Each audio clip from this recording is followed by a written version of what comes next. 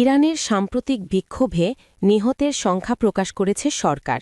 দেশটির দাবি, এই সহিংসতায় প্রাণ গেছে ৩,১১৭ জনের। বিক্ষোভে নিহতের সংখ্যা কত জানাল ইরান। ইরানের সাম্প্রতিক বিক্ষোভে নিহতের সংখ্যা প্রকাশ করেছে ক্ষমতাসীন ইসলামী প্রজাতন্ত্রী সরকার। বিক্ষোভে মোট ৩,১১৭ জন বলে জানিয়েছে দেশটির স্বরাষ্ট্র মন্ত্রণালয়। বুধবার ২১ জানুয়ারি এক প্রতিবেদনে ইরানের রাষ্ট্রায়ত্ত টেলিভিশন চ্যানেল এ তথ্য জানিয়েছে। নিহত এই ৩,১১৭ জনের মধ্যে ২,৪২৭ জনকে শহীদ এবং ৬৯০ জনকে সন্ত্রাসী দাঙ্গাকারী হিসেবে ঘোষণা করা হয়েছে।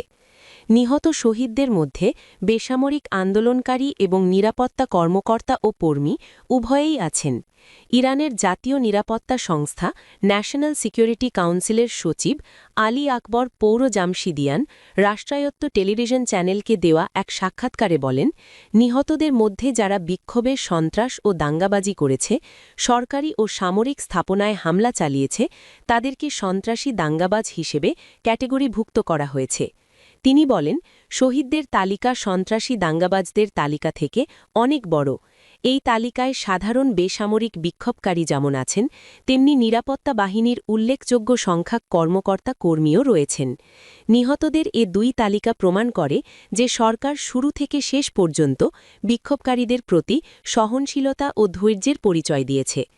এদিকে যুক্তরাষ্ট্রভিত্তিক মানবাধিকার সংস্থা human rights activists news agency তাদের ওয়েবসাইটে জানিয়েছে, ইরানে বিক্ষোভের শুরু থেকে এ পর্যন্ত নিহত হয়েছে ৪,৫৬০ জন।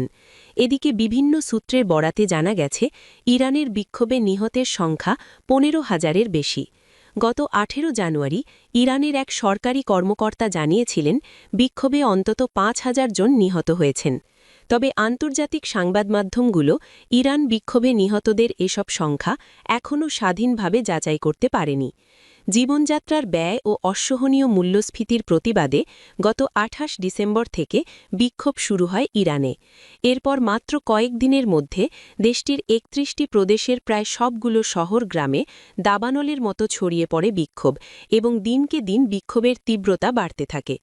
বিক্ষোভ দমনে ইতোমধ্যে ইন্টারনেট মোবাইল নেটওয়ার্ক বন্ধ করে ইরান। সেই সঙ্গে দেশজুড়ে পুলিশ নিরাপত্তা বাহিনীর পাশাপাশি মোতায়েন করে সেনাবাহিনী।